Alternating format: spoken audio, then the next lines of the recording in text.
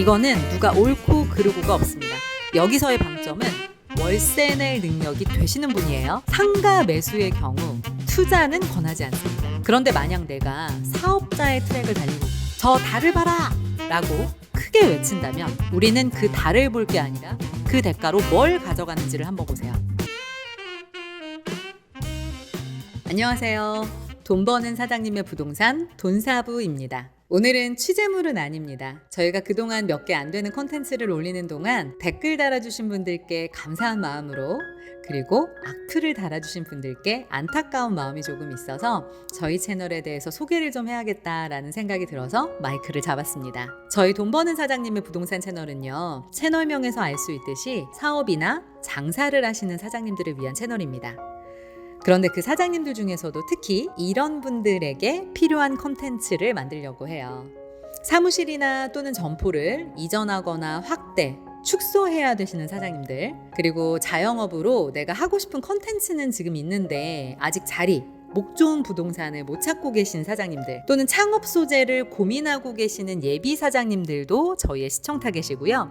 마지막으로 법인 사업체를 갖고 계시는데 법인 명의로 부동산 투자를 모색하시는 사장님들까지, 이렇게 4가지 유형 중에 그 어느 하나라도 해당이 되신다면 저희 채널의 콘텐츠가 도움이 되실 수 있습니다. 그런데 이 4가지 시청 타겟 중에 한 가지의 유형이 좀 다르죠. 사무실 옮겨야 되거나 자영업으로 목 좋은 자리 찾고 있거나 창업 소재 고민하고 있거나 이런 분들은 다 실수요 사장님들이신데, 마지막 사정이 좀 생겨서 법인 명의의 부동산 투자를 모색하시는 사장님들, 이분들은 법인 투자자라고 할 수 있죠. 저는 일반 개인들에게 함부로 부동산 투자를 소개하는 콘텐츠는 만들지 않으려고 합니다. 제가 말씀 안 드려도 개인들이 할 수 있는 투자에 대한 콘텐츠는 넘쳐나니까요. 그런데 법인 사업체 사장님들, 요식업을 해도 사업체가 법인일 수는 있죠. 이런 분들이 의외로 이 법인으로 매출을 내고 있는데도 불구하고 워낙 본업이 바쁘다 보니까 회사 명의로 부동산을 투자할 수 있다라는 것까지는 생각이 잘 못 미치는 분들이 많으시더라고요.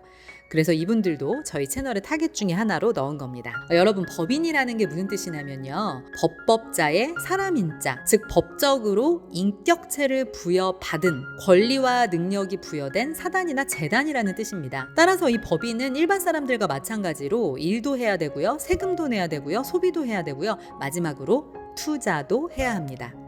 그런데 많은 사장님들이 법인으로 사업하고 절세하고 지출 생기면 사업비로 털고 이런 건 참 잘하시는데 투자에는 유독 관심이 없으신 분들이 많으시더라고요. 그래서 법인이 투자할 수 있는 부동산들을 저희가 보여드리고 있는 겁니다. 단, 요즘 상가나 지사는 실제 내가 사용할 물건이 아니면 대출이 잘 나오지를 않습니다. 얼마 전에 상가도 30%밖에 대출 안 나오더라, 이런 분들 제가 봤거든요. 얼마 전부터 지금 금융시장이 이렇게 됐는데, 그래서 저희 채널의 일부 시청 타겟이긴 하지만 사업을 하시는 사장님들의 부동산 투자는 자금이 좀 풍부하신 분들만 해당이 될 것 같아요. 자금만 있다면 지금 시장이 진짜 줍줍입니다. 줍줍. 뭐 돈 있으면 아무 때나 사면 되는 거 아니야? 그런 게 아니라 지금 진짜 엄청난 매수자 우위의 시장이기 때문에 드리는 말씀이에요. 자, 여기까지 저희 채널이 소통하고 싶은 사장님들에 대해서 말씀을 좀 드렸고요. 다음으로는 저희 채널 콘텐츠의 기저에 깔려있는 저의 사고방식에 대해서 좀 말씀을 드릴게요. 이거는 누가 옳고 그르고가 없습니다. 저희 채널이 고수하는 사고방식이라는 점 다시 한번 강조드리면서 돈사부의 사고방식 5가지. 첫째, 저희는 사무실이든 점포든 월세를 낼 능력이 된다면 월세만큼의 지출이 허락하는 한도에서 레버리지를 일으켜서 입지가 좋은 곳의 부동산을 매수하는 게 남는 장사라고 생각합니다. 여기서의 방점은 월세 낼 능력이 되시는 분이에요. 당장 다음 달 월세를 걱정해야 하시는 사장님들은 지금 먼저 회사를 살리는 게 급선무입니다. 부동산이 아니라요. 이 자본주의 사회에서 월세는 가장 큰 리스크이면서 또한 기회비용입니다. 점포 장사 잘 되면 건물주한테 쫓겨나고 그 자리에 똑같은 업태로 건물주가 다른 가게 차리는 일 흔하게 보시죠. 마찬가지로 사무실도 월세가 올라가면 고정비가 올라가는데 덩치가 크다 보니까 이사 가기가 쉽지 않습니다. 따라서 월세를 낼 만큼의 원리금 상환이 가능하시다면 대출한도 내에서 입지 좋은 곳에 매수를 무조건 권해드리는 채널이고요. 자본주의 사회에서 부동산의 소유는 화폐 가치의 하락에 대비할 수 있는 장치인 거 다들 아시죠? 두 번째, 저희 채널에 기저에 깔려있는 이 사고방식. 상가 매수의 경우 투자는 권하지 않습니다. 상가에서 사업을 하실 분들한테만 권해드려요. 상가에서 하실 사업을 찾아드리려고 저희가 프랜차이즈 박람회도 다녀오고 그런 건데요. 그 공간을 직접 매입해서 채울 수 있는 콘텐츠가 있고 그 콘텐츠로 공간의 트래픽, 즉 유동인구를 만들어낼 수 있다면 이건 임대보다 무조건 매수를 하시는 게 답입니다. 상가처럼 주거 외의 부동산을 조금 공부하시다 보면 그 공간에 영위할 수 있는 아이템을 가지고 있는 사람이 무조건 우위를 선점한다는 것을 아실 수 있습니다. 그 아이템에 딱 맞는 자리만 찾으시면 되는 거죠. 그런데 만약 내가 만에 하나 임대가 안 나타나서 직접 그 공간에서 할 수 있는 콘텐츠가 없는데 임대만 바라보고 매수를 한 상가라면 투자 또는 투기가 될 수 있겠죠. 이거는 지금 시장에서 매우 위험한 이야기입니다. 지금의 부동산은 앞으로 상가에서 본인이 장사 직접 할 거 아니라면 그냥 임대 수익은 없다고 보시는 게 마음 편합니다. 셋째, 부의 파이프라인을 만드는 데 있어서 직장인의 테크트리와 사업자의 테크트리가 다릅니다. 직장인은 집부터 사도 괜찮아요. 물론 이것도 아이가 있냐 없냐에 따라서 조금 다를 수 있겠지만 일단 직장인이라면 집부터 사도 괜찮습니다. 그런데 만약 내가 사업자의 트랙을 달리고 있다. 그럼 내 집 마련하셔가지고 돈 깔고 앉아있는 것보다는 그 돈을 일을 시키는 게 더 좋은 거겠죠. 월세로 살고 계시다면 괜찮습니다. 따라서 사업자의 테크트리를 타고 있는 사장님이시라면 무조건 내 사업과 점포에 필요한 부동산부터 매수하는 게 첫 번째 스텝이다. 이게 저희 채널이 고수하는 사고방식의 세 번째입니다. 그래야 사업체의 재무제표상 자산이 생기고 담보물이 생기고 만약에 내가 사업이나 장사를 실패하더라도 매각을 통한 일부 자금의 회수가 가능한 퇴로를 확보하는 등 여러 가지 이익이 생기기 때문입니다. 장기적으로 말씀드리겠지만 상속에도 이 방법이 참 좋습니다. 넷째는요, 달달놈을 피하자입니다. 여러분, 달달놈에 대해서 아시나요? 프랑스의 미셸 푸코라는 권력과 사회에 대해서 오랫동안 연구를 한 철학자이자 작가가 한 말인데요. 만약 누군가 저 달을 봐라!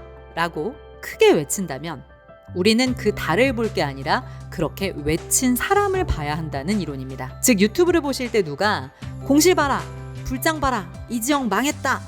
그렇다면 그렇게 소리친 사람이 그 대가로 뭘 가져가는지를 한번 보세요. 그 채널의 주인이 그런 히투스 많은 컨텐츠로 어떤 이득을 취할까를 생각해 보시면 컨텐츠가 조금 걸러집니다. 제가 이전 컨텐츠들에서 부동산 악성 컨텐츠 제발 좀 그대로 믿지 마시고 현장에 직접 가보고 판단한 사실로 개인적으로 판단하시라고 그렇게 말씀을 드렸는데요. 저희 돈사부는 그래서 역설적으로 컨텐츠의 뷰수가 앞으로도 많지 않을 것으로 예상됩니다. 왜냐하면 남들이 하는 소리 더 자극적으로 해서 뷰수 찍는 거에 관심이 없거든요. 가십성 컨텐츠는 시청도 많고 댓글도 많습니다. 악플도 많아요. 그런데 아마 저희 채널의 콘텐츠들은 그렇지 않을 것 같아요. 그냥 누군가는 지금 시점의 대한민국에서 있는 그대로 진실을 좀 말해주는 게 중요하지 않을까라는 생각을 저는 합니다. 요즘 한국에서 남이랑 다른 이야기, 한국적 민주주의에 반하는 이야기, 적자 생존이나 극한 경쟁에 반하는 이야기, 이런 것들을 쉽사리 말하기가 참 어렵죠.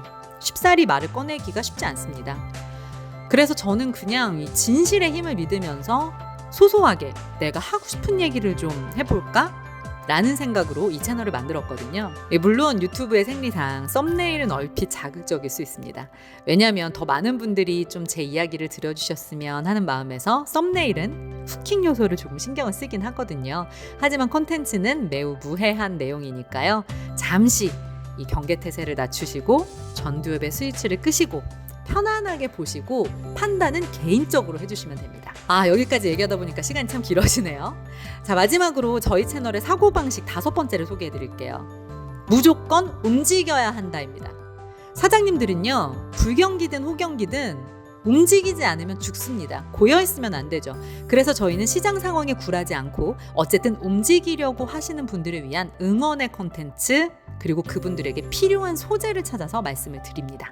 조회수를 올리기 위해서 여러 각도에서 알아보지 않고 복붙해서 떠드는 자극적인 콘텐츠 절대 만들지 않을 건데요. 예를 들면 이런 거예요. 향동지산 지금 망했다. 이거요. 반은 맞고 반은 틀린 말입니다. 지금 이런 콘텐츠 넘쳐나죠. 만약에 그 향동지산을 산 사람이 투자자인지 투기꾼인지 또는 사업을 하시는 사장님 실수요인지 구분하지 않고 그렇게 표면만을 가지고 지산이 망했다라고 이야기하면 그게 맞는 걸까요? 그럼 만약 향동 지산을 직접 사서 쓰고 계시는 사장님들은 자기 사업 잘 하고 있는데 그런 분들 망한 건가요? 그런 분들이 시드머니가 향동만큼밖에 안 돼서 향동을 사신 건데 그런 분들한테 사장님 성수 지산 안 사시고 향동 지산 샀으니까 망한 거예요, 이렇게 말씀하시면 맞는 건가요? 답답합니다. 또는 내가 투자자예요. 그런데 향동 지산에 투자한 투자자 다 망했다, 이 컨텐츠 이거 맞는 소리입니까? 이렇게 생각해 보세요. 만약에 향동의 지산에 투자하신 분이 서울에 토허제 지역에 아파트가 한 채 있고 또 다른 데도 아파트를 사셨어요. 그래서 내가 종부세랑 내 세금을 계산을 해보니까 이 주택이라는 포트폴리오에 더 투자를 하고 싶어도 조금 역부족인 것 같아요. 근데 마침 내가 사업을 하고 있는 사장이에요. 그래서 내 법인 명의로 살 수 있는 만큼의 향동의 지산을 샀습니다. 임대 맞췄는데 어렵게 맞췄음에도 은행 이자보다 지금 못하기는 해요. 그렇지만 장기적으로 교통 여건이 개선되면 괜찮겠다라고 생각해서 내가 버틸 수 있는 만큼의 지산을 샀습니다. 이런 사장님들도 이게 다 망한 건가요? 공실률, 관리비 몇 억 밀렸다, 상가까지 다 합쳐가지고 지산 전체 망했다라고 하는 거는 논리적으로 맞는 게 아니에요. 상가는 많이 빌 수밖에 없습니다. 제가 앞에 말씀드렸죠. 자기가 직접 거기서 장사할 거 아니면 이제 임대 수익 없다고 생각해야 된다고. 그러니 그 상가가 다 찰까요? 하지만 지사는 다른 문제라는 거죠. 사무실은, 공장은 다른 문제입니다. 진짜 말씀드리자면 날밤을 샐 것 같은데요. 어쨌든 이런 콘텐츠를 보실 때 개개인의 입장에서 사장님 본인의 입장에 입각해서 보시고 개인적으로 판단을 잘 하시길 바랍니다. 저는 전문가의 입장에서 어렵게 말하진 않을 겁니다. 그렇게 할 수도 없어요. 왜냐하면 저 자체가 전문가가 아니거든요. 그럼 전문가가 아닌데 왜 채널 만들었어? 저는 그냥 부동산에 관심이 많고 사업에 관심이 많은 직장인이면서 또한 창업가입니다. 그래서 언젠가 시간을 내서 제가 누군지도 한번 말씀을 드릴 텐데요. 오늘은 그 순서는 아니고요. 그래서 제가 공부하면서 함께 알았으면 좋겠다, 또는 제가 결론을 낸 생각들을 전달을 해드리면서 사장님들의 의견을 댓글로 또 반대로 제가 배우기 위해서 이 채널을 만들었습니다. 앞으로 저희 채널이 계속해서 부동산만 말하지는 않을 거예요. 바로 직전 콘텐츠처럼 프랜차이즈 창업박람회 다녀올 수도 있고요. 또는 하이엔드 부동산에 대해서도 말할 수 있습니다. 강남의 하이엔드는 제가 조금 알고 있거든요. 또는 사장님들이 좋아하시는 골프에 대해서 말씀드릴 수도 있어요. 하지만 어쨌든 사장님들에게 필요한 콘텐츠를 만들 겁니다. 그게 사장님들의 수익을 위한 콘텐츠일 수도 있고 사장님들의 멘탈이나 정보를 위한 것일 수도 있어요. 다만 왜 첫 번째가 부동산부터였냐면 제가 너무 답답해서 그랬습니다. 제가 가장 첫 콘텐츠로 소개해드렸던 지식산업센터는요, 본래부터 부동산에서 투자 섹터의 상품이 아닙니다. 더 정확하게 말하자면 개인 투자자의 투자 상품이 아니에요. 그냥 문재인 정권 때 부동산 불장이 되면서 규제 때문에 갈 곳 없는 투자금들이 아무데로나 막 흘러 들어가고 그거 보고 얼씨구나 좋다 하면서 마구마구 지어낸 시행사가 문제인 거지, 제 위치에 제대로 지은 지식산업센터라는 상품 자체는 문제가 없습니다. 그런데 이런 사실들을 간과하고 개인의 욕심 때문에 영끌해서 개인이 지산을 도무지 왜 사십니까? 시행사는 섹션 오피스 이런 거 왜 만들었습니까? 생활형 숙박시설 개인이 사시면 안 되는 상품이에요. 말이 계속 길어지는데 나중에 따로 이런 부동산들의 특징도 말씀을 드리도록 하겠습니다. 자, 모쪼록 우리 사장님들 부경기에 힘내시기를 바라겠고요. 앞으로 저희 돈사부 채널에서 많은 소통을 부탁드리겠습니다. 감사합니다.